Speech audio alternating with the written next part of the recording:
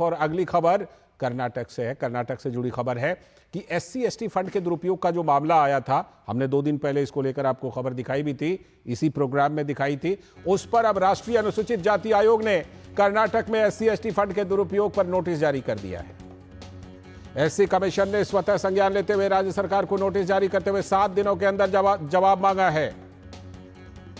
दरअसल कर्नाटक में गारंटी पूरी करने के लिए कांग्रेस सरकार पर एससी एसटी फंड के दुरुपयोग का आरोप है। 37% उसका इस्तेमाल करना चाहती थी सरकार।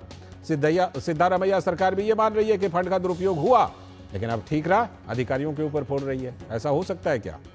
उप मुख्यमंत्री डीके शिव कुमार ने माना आदिवासी कल्याण बोर्ड में फंड का हुआ दुरुपयोग और हेराफेरी, लेकिन क्या कहा, हमारे मंत्री और विधायक इसमें शामिल नहीं, हम निष्पक्ष जांच चाहते हैं। लेकिन बिना मंत्री और विधायक के, सरकार के हरी झंडी के सिर्फ अधिकारी ऐसा फैसला नहीं लेते। कर्नाटक में मुख्य विपक्षी बीजेपी का आरोप है कि घोटाले में तो मुख्यमंत्री सिद्धारमैया की सीधी संलिप्तता है। आदिवासी कल्याण बोर्ड के 187 करोड़ रुपए का दुरुपयोग किया, तेलंगाना और अन्य राज्यों के चुनावों में इसका इस्तेमाल किया, यह बीजेपी आरोप लगा रही है। कर्नाटक के अनुसूचित जनजाति कल्याण मंत्री ने कुछ ही दिन पहले घोटाले के आरोप के बाद इस्तीफा दे दिया था। 187 करोड़ के घोटाले के बाद उनको इस्तीफा देना पड़ा था, बी नागेंद्र को। तो कर्नाटक के उप मुख्यमंत्री डीके शिव कुमार ने कहा कि बी नागेंद्र ने कांग्रेस पार्टी और कर्नाटक सरकार की गरिमा को बनाए रखने के लिए स्वेच्छा से इस्तीफा दिया था और अब मामले की जांच की जा रही है। The investigation is going on. We are very transparent. We don't want to involve with the investigation.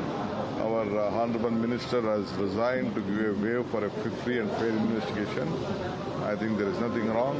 The investigation will come out as early as possible. वहीं भाजपा के प्रवक्ता शहजाद पूनावाला ने कहा कि कांग्रेस सबसे ज्यादा एससी एसटी और आदिवासी विरोधी पार्टी है। वो करोड़ों रुपए से अधिक की हेराफेरी करने की योजना बना रहे हैं। कांग्रेस दलित विरोधी पार्टी है। 39,000 करोड़ रुपीस एससी एसटी के लिए है, उसमें से 14,700 करोड़ रुपए कांग्रेस पार्टी लूटकर अपनी गारंटीज पूरा करना चाहती है, जो गारंटीज उन्होंने चुनाव में वादे किए थे पर वो पूरे नहीं कर पा रहे। अभी आपने देखा होगा कि किस प्रकार से पेट्रोल, डीजल, पानी, दूध सबके दाम भी उन्होंने बढ़ा दिए, क्योंकि तिजोरियां खाली हो चुकी हैं इन गारंटीज पूरे करने के चक्कर में। वो खटाखट गारंटी 1 लाख रुपए वाली वो पूरी कर भी नहीं पा रहे हैं। इससे पहले भी एससी एसटी के फंड से लगभग 34,000 करोड़ में से 11,000 करोड़ रुपए डाइवर्ट किए गए और इस डाइवर्जन पर बार बार कर्नाटका लेजिस्लेचर कमेटी जो है वेलफेयर ऑफ एससी एसटी के लिए जो बनी हुई है, उसने भी बताया कि इस प्रकार से डाइवर्जन ऑफ फंड्स करना ये गलत है। शैलेंद्र मिश्र हमारे संवाददाता जुड़ चुके हैं इस खबर पर और ज्यादा जानकारी के साथ। शैलेंद्र, जिस तरह से एससी कमीशन ने स्वतः संज्ञान लेकर के ये नोटिस भेजा है, अब इसमें आगे क्या हो सकता है? क्योंकि हमने रिपोर्ट ये दिखाई थी कि 37% फंड का इस्तेमाल करने की योजना थी, लेकिन अब वो अधिकारियों पर ठीकरा फोड़ रहे हैं।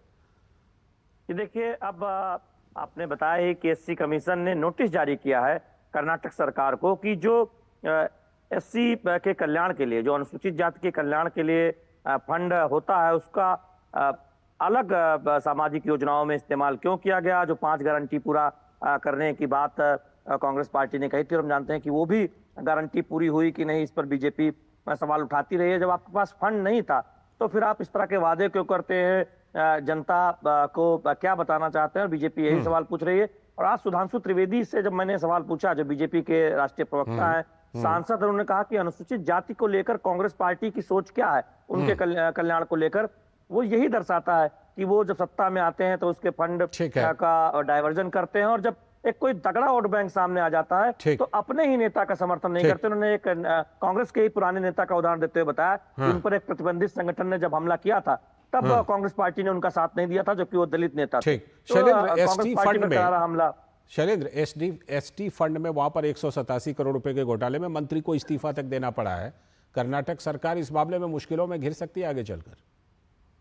देखिए, निश्चित तौर पर हमने देखा कि सफाई भी दे रहे हैं डीके शिव कुमार, और उनकी सफाई गले भी नहीं उतर रही है। एससी फंड हो या एसटी फंड हो, उसके दुरुपयोग के इस्तेमाल पर कांग्रेस की सरकार जो कर्नाटक की, वो पहले ही घिरी नजर आ रही थी, और अब मामला ये और गंभीर हो जाता है जब हम देख रहे हैं कि कांग्रेस की जो सरकार है वो बचाव की मुद्रा में आ रही है, तो अब कमीशन की तरफ से भी नोटिस गया हुआ है एससी फंड के बेजा इस्तेमाल को लेकर। अब देखना होगा मामला आगे किस तरह से बढ़ता है। लेकिन एक बात बिल्कुल स्पष्ट है कि बीजेपी कह रही है कि ये कांग्रेस की सोच को दर्शाता है कि वो जो दलित नेता है या फिर जो एसटी नेता है, आदिवासी नेता है, उनके उनकी क्या सोच है। बीजेपी को मौका मिला है तो जाहिर सी बात है बीजेपी हमलावर होगी। बहुत बहुत शुक्रिया शैलेंद्र जुड़ने के लिए, इस खबर पर विस्तार से जानकारी देने के लिए।